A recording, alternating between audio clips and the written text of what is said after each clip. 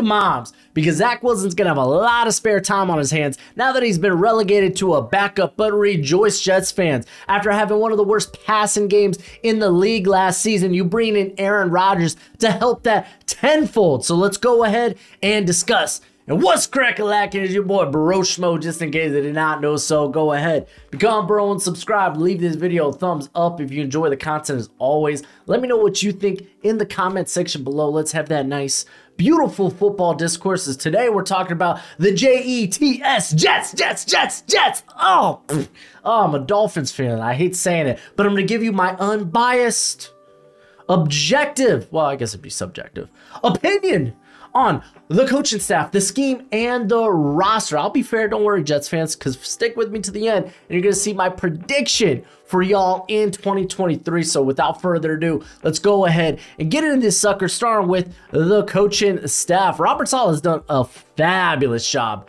with this defense. If you're unfamiliar with what he runs there, it's much like of what he did in San Fran. You get this Y9 alignment. You have your guys gonna go out and get after it. They used, I think, the most stunts in the NFL last season because they like to scheme stuff up for their quicker, they're quick outside guys to come loop inside. And they use a lot of quarters match, so it's kind of like zone to man. And this defense was phenomenal last season. I mean, zone to man, it kind of makes sense why they ended up going in cover one actually quite a bit last year. And I guess when you draft Sauce, get a guy who's instantly a top 5 corner in the league, then yeah, it's kind of easy to justify that. But no, the defense has been phenomenal. You got to give Jeff Ulbrich some credit for that. If you're unfamiliar with him, he actually played linebacker for the Niners from I think 2000 to 2009. He was formerly a defensive coordinator and linebacker coach for the Atlanta Falcons. But yeah, I think he's done a good job. I mean, hey, this is Robert Saleh's defense. It's got his blueprint all over it. But Ulbrich. There we go. Got it. Definitely has a hand helping Saleh there. But this may sound this may not sound great, right? You bring in Nathaniel Hackett to be your OC. Some may rejoice. Some may be like, oh, he kind of sucked with the Broncos as the head coach. And you know what? Sometimes some coordinators are just better coordinators than they are head coaches.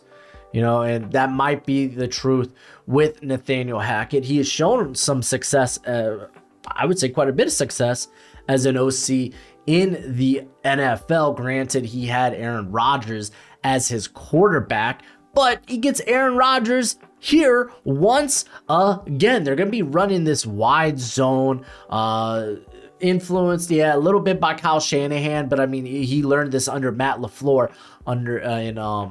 in Green Bay. So kind of rejoice at that end. You're reuniting Aaron Rodgers, who, I mean, Aaron Rodgers doesn't go to bat for everybody, you know, like especially his coaches, but he went to bat for Hackett after some of the disparaging things Sean Payton said about him. So I mean, I think all in all, this is all improvements for the offense. I did notice a couple of things with the coaching staff in general. Jets fans might not like this, but Todd Downing is the passing game coordinator. So, oh no, holy moly. But hey, it is Aaron Rodgers under center. So I don't think you got to worry about it so much. But I thought that was kind of funny. Tennessee just couldn't wait to get this guy out of town, and now he's here with another, not necessarily controversial hire, but like, oh great, Nathaniel Hackett. But Nathaniel Hackett was kind of necessary to get Aaron Rodgers. I feel like that was kind of Denver's plan last season after they secured Hackett as the head coach. They were hoping to trade and get Aaron Rodgers. Instead, they get Mr. Unlimited.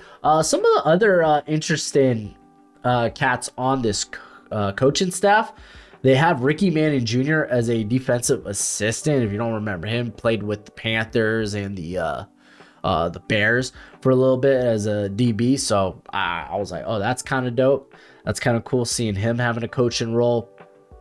You have Leon Washington coming in here, being the special teams assistant. I know Jets fans remember Leon Washington. I just thought that was all kinds of cool. So like, I like looking at some of the, I like going back, looking at names on the coaching staff, especially if they were like former players. But yeah, I think that's pretty dope. But yeah, I can't wait really to talk about this defense, and the offense is going to be interesting. It's going to be interesting. So let's go ahead and get to it. But first, I want to give a shout out to today's sponsor. It's Underdog Fantasy. Underdog Fantasy is currently one of the most premier fantasy betting apps, and they got a best ball tournament with $15 million in cash prizes. So if you sign up at Underdog Fantasy using promo code Broshmo, they will match your first deposit up to $100. Remember, sign up with promo code Broshmo and they'll match that first deposit up to $100. $1 you do is we are on fantasy draft season. Matter of fact, the season is just right around the corner, and there's not a better place to play fantasy football than Underdog Fantasy. And they don't just have football, they have a variety of other sports as well, esports included. That's kind of nuts. But with everything, bet responsibly, my friends. Let's go ahead, get into this offense as I have them ranked in between like 11th to 15th. I like to put it on a spectrum, but it's going to be much better than last year. I think they were like 29th or 30th in overall, like just like pass EPA.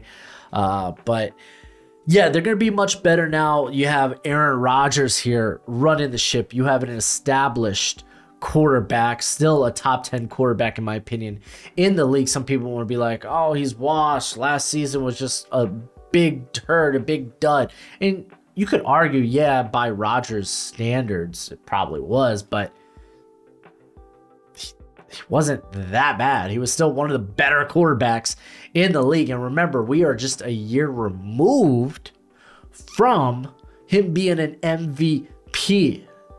I don't think that guy is all the way gone just yet. So this was a huge addition. And now he's talking like, oh yeah, I plan on playing for maybe another 5 seasons. I don't know if that's true. That's pretty hard to believe.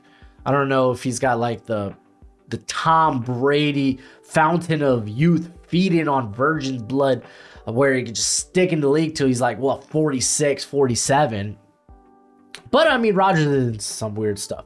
But Rodgers was, I'm making a joke, and I'm trying to go right into my next point. Kind of funny.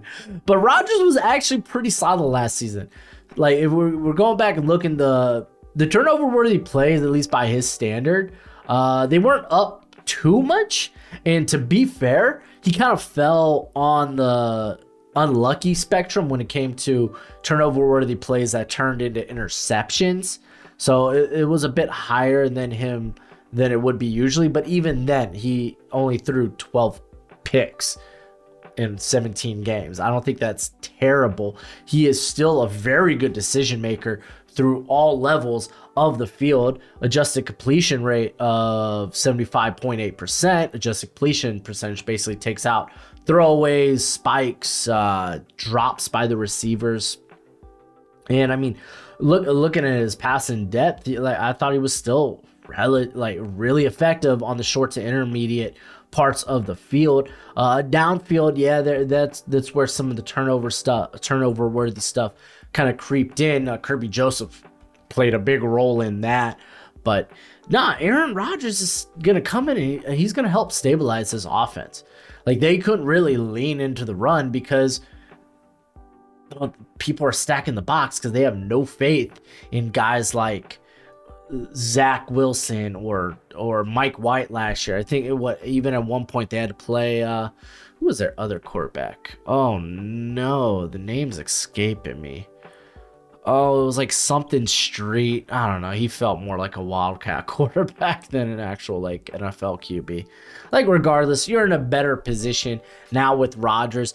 And get into like the weapons. The Jets bring over Alan Lazard, and it just kind of felt like that they were kind of checking boxes off of Aaron Rodgers, like not even necessarily wish list, but maybe his demands. Yes, get me Alan Lazard. I love me Alan Lazard, and he's fine. Do I feel he's overpaid? Yes.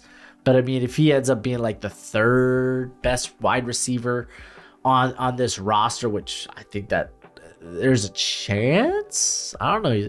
Actually, looking at their wide receiver depth, it's like maybe he's like their second best receiver.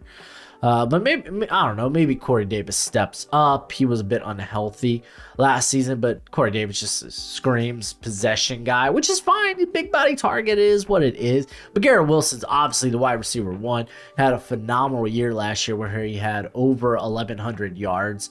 Had 4 tutties, the forced missed tackles, 22 on 83 receptions, just kind of redonkulous. So I loved it. He's probably going to be playing out of the slot again, while you have the bigger receivers in like Allen Lazard and Corey Davis. They're playing on the outside, and Lazard's fine. He's fine. I think you pay. I think you paid a lot for like a mid wide receiver 3 or 4, but it's fine. He's a good target for Rodgers. He is a trusted target of Rodgers. They even bring in Randall Cobb, which is I think kind of funny. But Corey Davis, at least you get a big bodied possession guy who is solid enough, I would say, at the contested catch. Like last season, which I know we were only messing with like what 12 or 13 games with him last year, but he was around that 50%, which is that's for a big body guy. Yeah, I mean, it's not like the 60-70 range where it's like these guys are elite, but if you're in that 40 to 50, I think that's a good enough number. So Corey Davis there coming in. They also made some other additions. Let's go ahead, just kind of get into the depth here at receiver. I actually couldn't tell you much about Charles or Irvin Charles, but Mecole Hardman comes here on this team. I think that's going to be interesting. Maybe he'll float as that wide receiver 4, can operate out of the slot. A guy you want to just get the ball out in space, let his speed just take over after that. He brings return ability. He's a guy you can play around with motion, jet sweeps and whatnot, stuff that Hackett loves with his offense. So he's a fine addition. You got Randall Cobb, who feels like he's kind of just here for the ride at this point. But I think that wide receiver 6 spot, like Jason Brownlee, man, he's making a statement. Like, hey, you don't want to throw me on the practice squad because I'm going to get scooped up. Like, he has really been impressive in training camp. Coming out of Southern Miss, man, I was a fan of him, coming in at 6'2", 198. And I thought he could have been drafted like late day 3. I thought he wasn't like a extremely fast or explosive receiver, but I thought he was pretty good. Granted, on a limited route tree, what they ran there at Southern Miss, there we go. But he was someone that could definitely, with long strides, create space on the on vertical routes, or even like maybe some intermediate routes. Shows good body control, and he's just been really good in camp. And it's actually a pretty good run blocker too as a receiver. Some of the other guys they have here, probably the one worth noting, like Jerome Cap is kind of interesting just because he's from Kutztown. I was like, I had no idea that was a college. But Xavier Gibson, he was coming from, I want to say it was Stephen F. Austin, but I'm not sure off the top of my head. Stephen F. Austin, undersized, but the dude's a speedster, like track star, someone that could probably be a return man. Or if you want to just bring in this someone who can, hey, we need you to get deep fast, probably ends up on the practice squad. But still, interesting addition as a UDFA. But I definitely think, again, couldn't tell you much about Irvin Charles. Probably should have looked more into him in the video, but I mean, at this point, we're talking about the wide receiver 6. But I can't say that I think Jason Brownlee has a good chance of making the roster. Looking at the tight end, I got Tyler Conklin as the starter. Conklin was actually pretty fine. He's like a top 15 tight end in the league. He's very good contested catcher. I think he was around 70% last year. He's not going to create too much after the catch. Typically just goes down after contact, but he's solid. He was solid. They got CJ Uzomah, who coming over from the Bengals. He was banged up last season. Definitely the tight end too. There's a chance he could even split time with Conklin. Jeremy Ruckert, maybe they're wanting to see more out of him. He was a guy who was a very good athlete at Ohio State, but just ended up being like the fourth option in that offense. When you're on an offense that has literally pushed out receivers such as Terry McLaurin, Chris Olave, Garrett Wilson, Jackson Smith and Jigba this upcoming year. You got Marvin Harrison Jr. You have was it Emeka Ibuka. So like, yeah, they've kind of been pushing out really good receivers the last few seasons. They're kind of wide receiver you right now. So yeah, it's unfortunate he just ended up not being the used quite a bit in the passing game. But he's got a good size. I'm kind of curious to see more of him. I think he was banged up last season. Zach Kuntz, he ends up falling to the 7th round at an ODU. I was a big fan of his. I thought he's just a freaky athlete at his size, being like 6'7". I want to say it was like 250? 251. So 6'7", 251. And his testing numbers were ridiculous. A lot of them were in the 90 percentiles. And you watch the tape and it's like, yeah, you see that at ODU. I mean, and you're like, okay, why wasn't this guy at a Power 5 school? He was at Penn State. That's where he was initially recruited and ended up just not seeing a lot of playing time and transferring to ODU, where he just broke out. He falls because of injury concerns, at least injury red flag at the combine. That and maybe someone that is currently more of this like freak than ready for the NFL, which is great. You get this guy you could now develop. They do have Kenny Yeboah, who came out of Ole Miss, is more of this big slot. I would rather keep Kuntz, depending on where Kuntz's health is. So the tight end group, it's fine. There's not like a stud. You have two solid options in Conklin and Uzomah, and someone who I'm very excited about in Kuntz. Looking at, let's just go ahead and talk about the running game here, because it is something we need to it's something we need to talk about. So I'm a little queasy about the offensive line at parts, and I mean that'll just affect the run game. Like some of the biggest indicators when it comes to run game production is offensive line. How good is your offensive line? And I think they do have questions. If you're curious what those others are, it's scheme and down and distance. But offensive line, I think, plays the largest part. And you have Lincoln Tomlinson, who's coming off after signing a contract here, coming from San Fran. Didn't look great last year. He just did not. So, especially as a run blocker. So, you're kind of hoping he kind of steps up to more what we saw during the final couple of years at San Fran. You have questions at tackle, like Dwayne Brown. I think he's currently on the PUP. So questions: will he start the season? Mekhi Becton is here, but I mean he has been unable to stay healthy. How do you think Max Mitchell will take that next step? Like last season was kind of a trial by fire for him. And I think he played in 6 games, and it wasn't all pretty. It just wasn't all pretty. So who are they going to go with their right tackle there? I mean, I don't want to fully believe that Mekhi Becton's already got his foot out the door.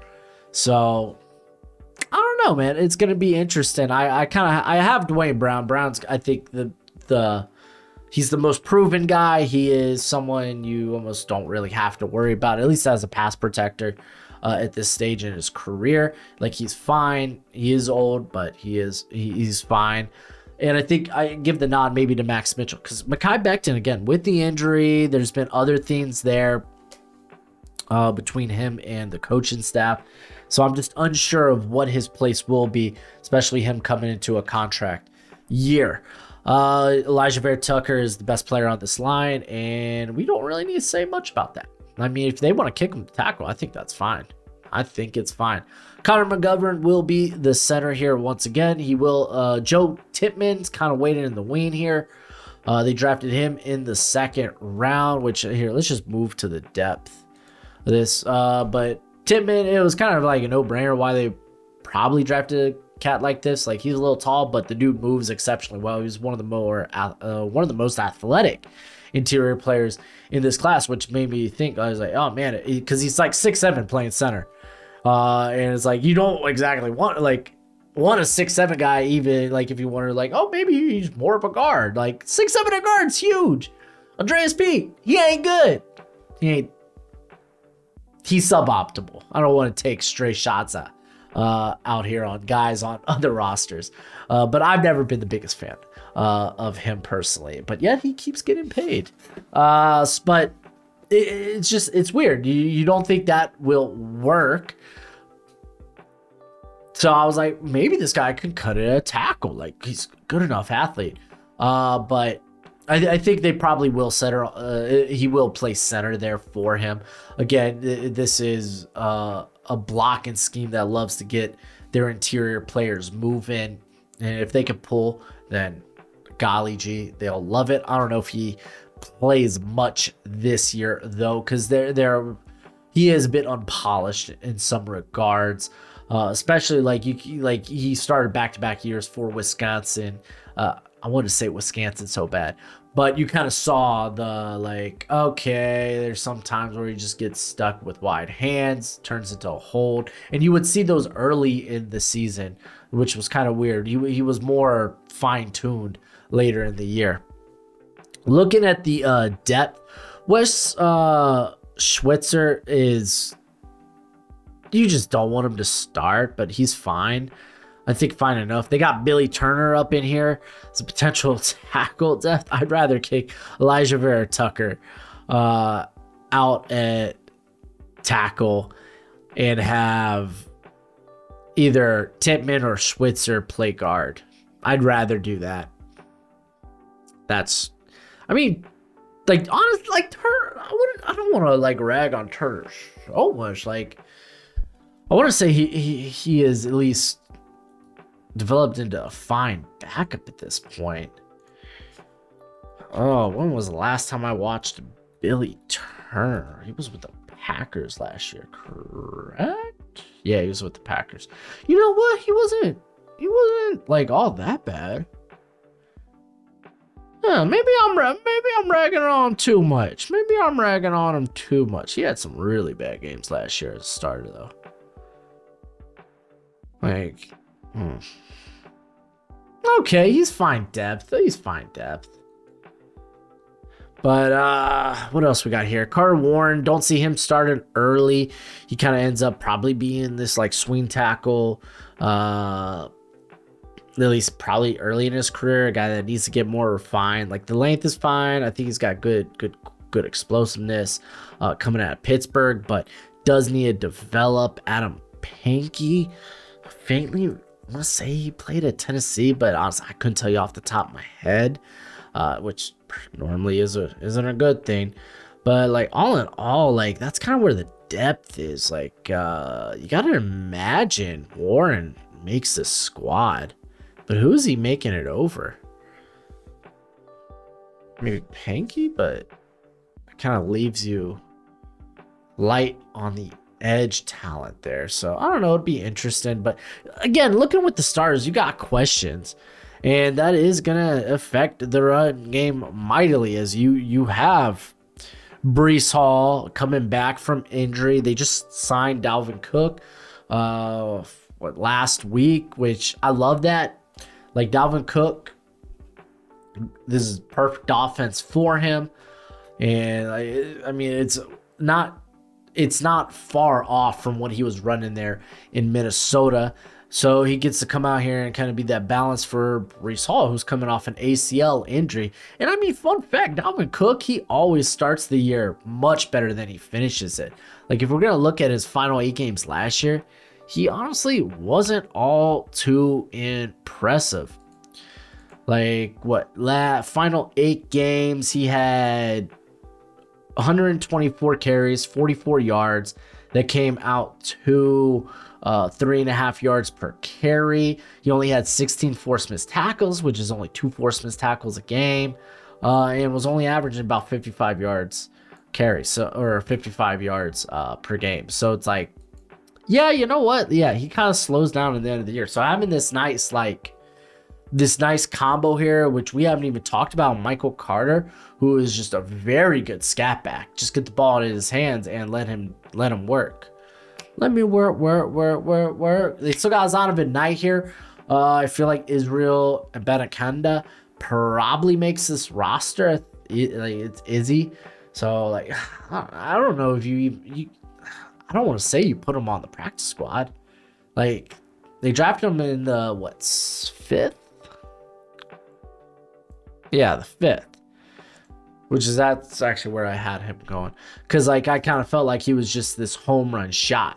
I didn't think he added too much to the passing game because he's kind of got bricks for hands. He wasn't a good pass protector. Which, to be fair, Travis Dye, their UDFA out of USC, he kind of is that. But he was, I mean, injuries have kind of, like, coming off the injury last season, which really sucked for him. Didn't allow him to partake in much of the all-star circuit, off-season draft process. But we've seen explosive games from him, whether it was at USC or Oregon. But very good pass protector, can be that scat back. So that's kind of interesting. You got to feel like these guys are going to try, like, you got to feel like one of those guys are going to get the nod over Zonovan Knight, who was a UDFA out of NC State all of a year ago. Did have some nice games here, but didn't really look like much more than a committee guy. So it's like, I like what Dalvin and Michael Carter bring to the passing game. So that's really good. Even Breece Hall, it's not like Breece Hall is like a great route runner. He runs the basic running back route tree, but just having this guy out in space, or having this just once the ball's in his hand, like having to bring him down is a tall task. So he is scary from that standpoint. So like, all in all, man, like, yeah, I got questions about the offensive line, but I think they have enough in terms of weapons for this offense, mainly in the run game. May not be the highest guy on guys like Corey Davis or Alan Lazard, but I think they're fine. You do have this guy, Garrett Wilson, who could approach an elite status, who can be maybe a potential top 10 receiver in the NFL if you don't have him there already.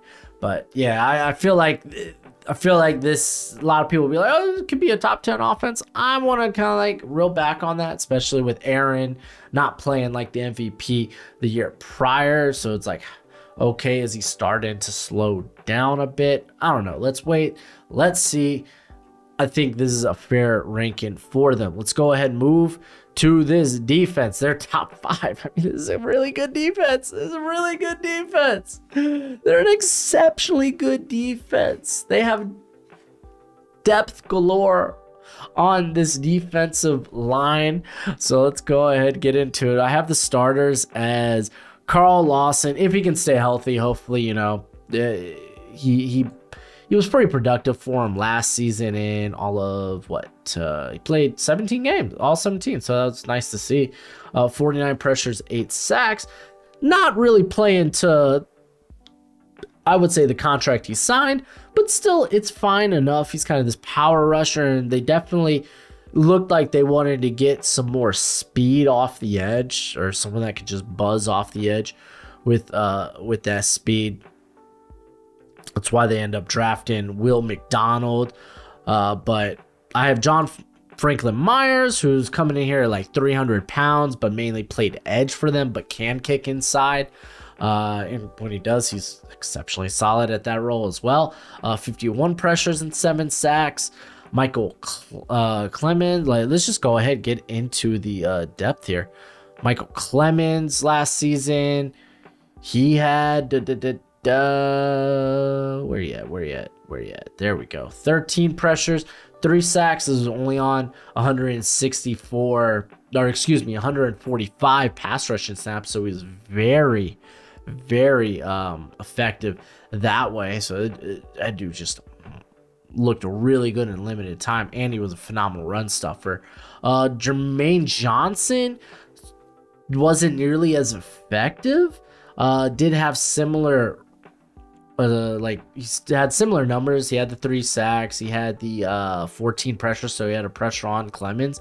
Though I would say Johnson was actually he had a few more pass rushing snaps on his belt. But both are very good. Jermaine Johnson's very well built.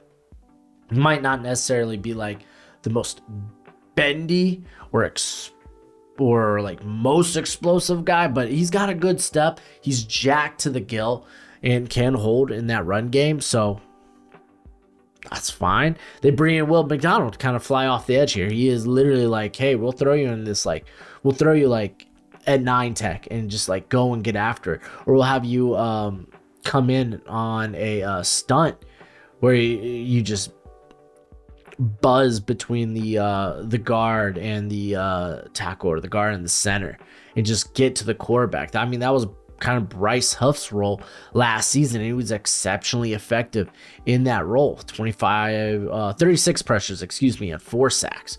So yeah, and it's kind of wild because it's like they bring in Will McDonald, and it kind of feels like you're trying to upgrade on Bryce Huff. Like, regardless, like this team is exceptionally deep there on the edge. When you're looking at this defensive interior, I think outside of Quinnen Williams, it's kind of like you're gonna have a lot of guys split in snaps. Quinnen Williams, he is kind of I think last year he became a top 5 defensive interior in the league. Like, finally everything clicked for him. The dude was an utter monster last season. Yeah, I think you should be talking about him more when it comes to guys like Chris Jones, Jeffrey Simmons, say Jonathan Allen, and such. Quinnen Williams is like, hey, I have arrived. They bring in Al Woods from Seattle, who, that's fine. It's a good addition, man. You get a good vet there. They actually bring Quentin Jefferson. See, I'm thinking about my boy from TCU, but Quentin Jefferson from Seattle as well. Jefferson, very versatile guy that can play outside, play inside. You just love his versatility. Solomon Thomas, kind of a big body edge guy early in his career, but he was more effective as a pass rusher from the interior. So they got reasonably good depth. I liked Tenzel Smart back in the day when he was with the Rams. I think he's solid. They have Jalen Holmes, who's just stuck on the depth. Probably doesn't make the team, but I think he's been a solid interior 4, interior 5. And when asked to play, the dude is solid. Like, what he was with Minnesota, him and Amon Watt, dude. I was like, why aren't these guys playing more? And then now they're just kind of journeyman at this point in this career. But yeah, no, the defensive front is freaking phenomenal. You go to linebacker position, CJ Mosley's kind of having a bit of a career resurgence. He shedded some weight so he can be more athletic, and you know what, he was actually relatively solid in pass protection last season. Pass coverage, and that really shocked me, man, because he's throughout his whole career, it was just kind of this old school thumper. But no, he looked solid. I mean, I can't recall what his contract's at, if they reworked it or anything, but like, if I'm the Jets, man, I'm gonna see if we could kind of hang on to him at that bargain, you know. The guy next to him, Quincy Williams, is I'm not like the biggest Quincy Williams guy. I think he's just kind of a blown play waiting to happen. He's more of this aggressive player coming downhill, knock the socks right off of you. but he's just not good in coverage. He's just not. Doesn't feel like a Robert Saleh guy after, you know, after him having guys like it'll come to me, Fred Warner, Dre Greenlaw. He just doesn't feel like that guy. They have tried to convert a couple of these former safeties, like Jameen Sherwood. If we move over here, Jameen Sherwood was a safety at Auburn who really came downhill with a head of steam a whole lot of times, but I think he is still developing. I think last year he didn't really see the field much at all, but we'll see. Maybe he steps up into a bigger role. I don't see Hamza Nasir-Dean. Here's he. Okay, he's on IR. Okay, that's a fun fact. Didn't know that. But he was the other guy, kind of former box safety there at Florida State. He didn't see a lot of time at all either last year. So I guess I don't know if he's like 8-week IR or like done for the season IR. I'll look into that after. But they do draft Zaire Barnes, who I really liked out of Western Michigan. He was someone I had a draftable grade on. Big fan of the pick, and watch out, man. Watch out. Maybe a couple of injuries or inefficient play from guys like Sherwood or Williams, and maybe we see Barnes and he steps up. They got Nick Vigil, who's just journeyman. Chaz Surratt, interesting name here. He was an undersized linebacker coming out of North Carolina, former quarterback, by the way, who was just a phenomenal blitzer. He had really good athleticism for coverage. It just apparently didn't click there with, I think he was with Minnesota most recently. All right, looking at the secondary, because this is just a thing of beauty. Sauce, phenomenal. He's a guy, hey, you see their number one, you're going to be on him all game. Dude was phenomenal. I feel like Sauce didn't get enough credit, which is kind of wild, because you had a guy like Tyreek Woolen, who everyone and their mom were talking about his interceptions, but like no one was more shut down really than Sauce. He allowed a completion rate of 46%. That's elite. He allowed only 1 touchdown during the season, 14 pass breakups, 2 interceptions. You love to freaking see it. He was phenomenal. And we don't even talk about, like, I talked so much about how DJ Reed was such a good pickup. Someone who played for Saleh, whether it was with the Niners or with the Seahawks, because I think Saleh had a little stint in Seattle. Let me just go confirm that. Make sure I'm not just talking out of my butt. I could have swore he had a little stint in Seattle. Robert Saleh. Or did he play under somebody that was from Seattle? Maybe that was oh no. Okay. Defensive quality control guy. There with the Seahawks. I was gonna say, man, I thought I remembered that.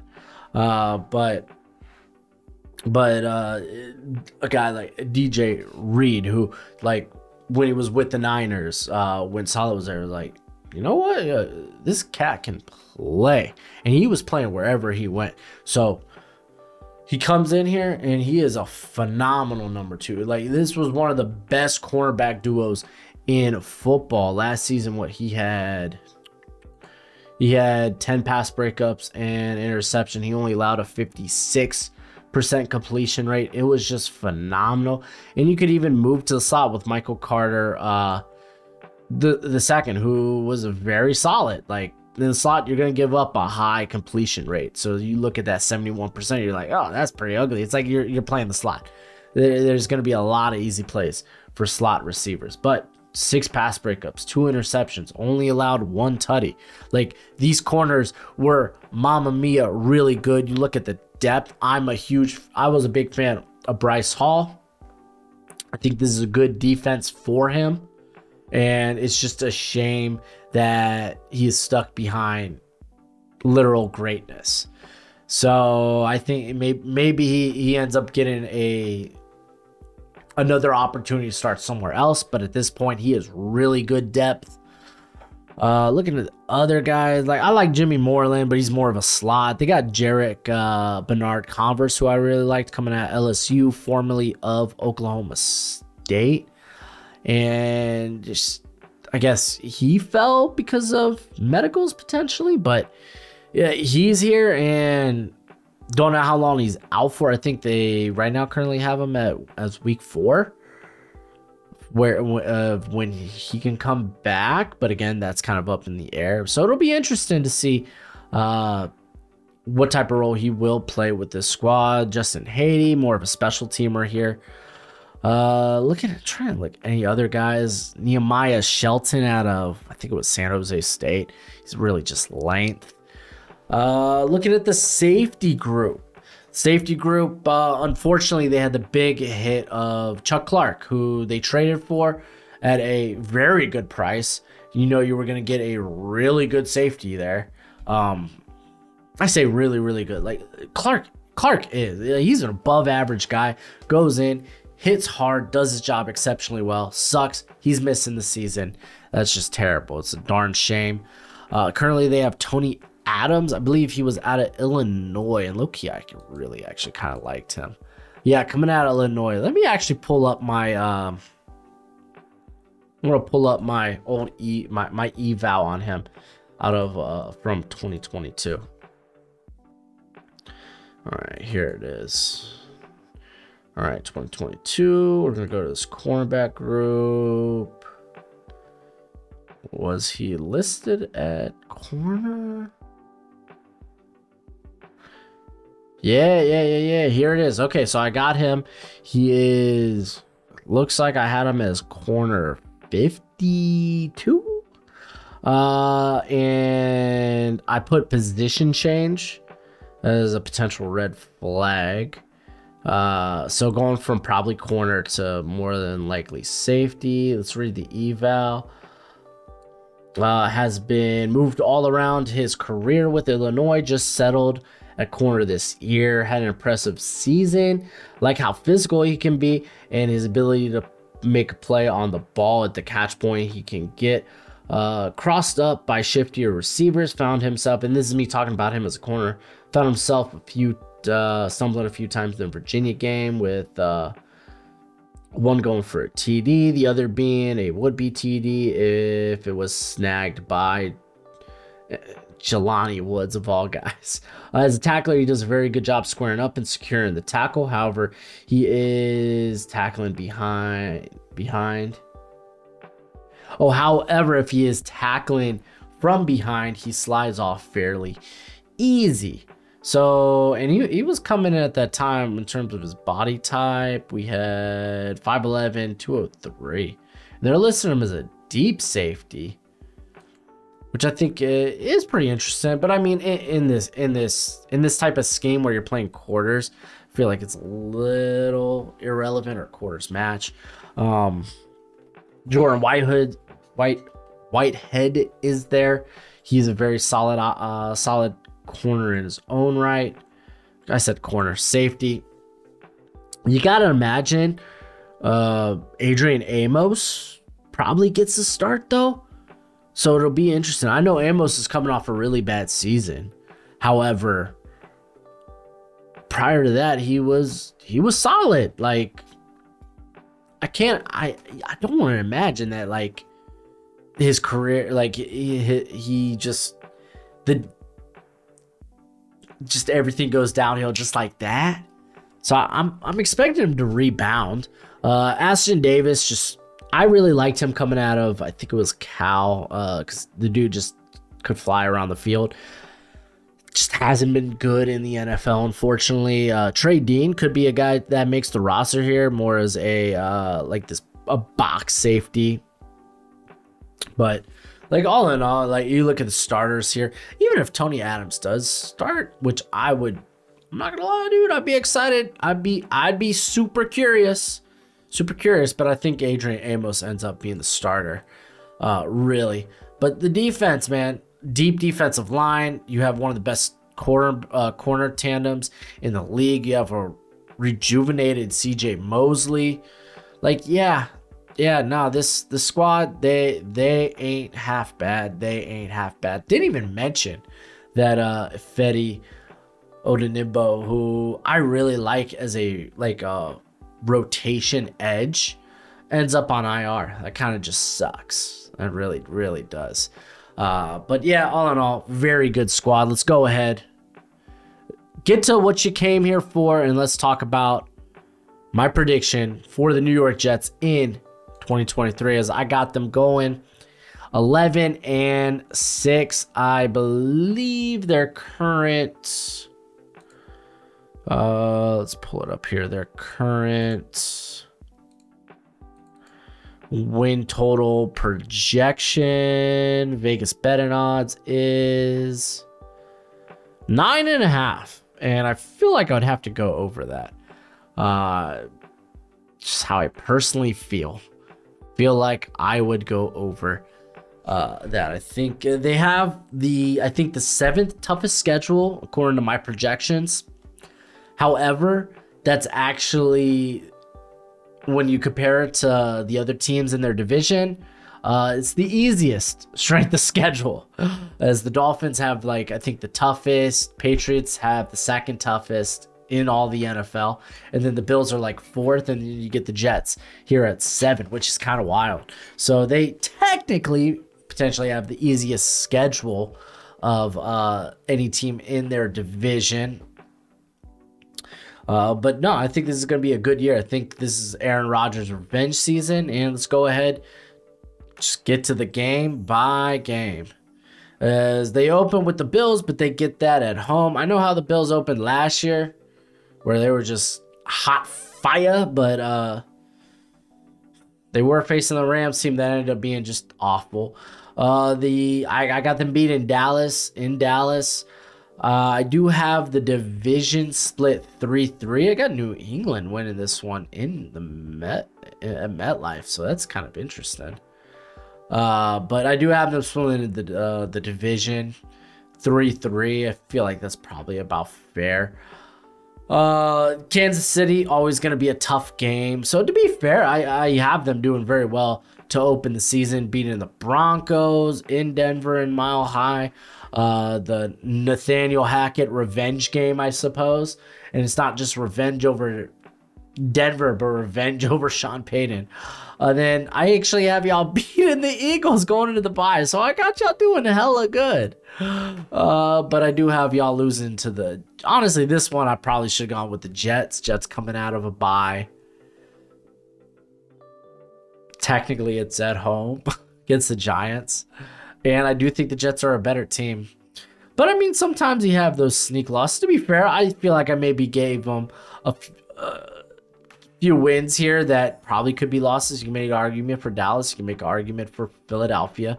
You can make an argument that the Chargers beat them. But I got the Jets winning there. Again, splitting the division games, beating the Falcons, which, I mean, the Falcons aren't a team to sleep on this year. They really aren't. Beating the Texans. To be fair, at least the schedule's kind of easy down the stretch. I mean, I know we don't know what to expect from the Browns this season, but I mean, I don't know. We'll see. We'll see. But you get Washington, who many people don't expect to be in the run-in for the playoffs, but they very well can be. Texans, they're kind of in a rebuild. Falcons, they just acquired all this new talent. It's kind of an easy schedule, at the end of it there.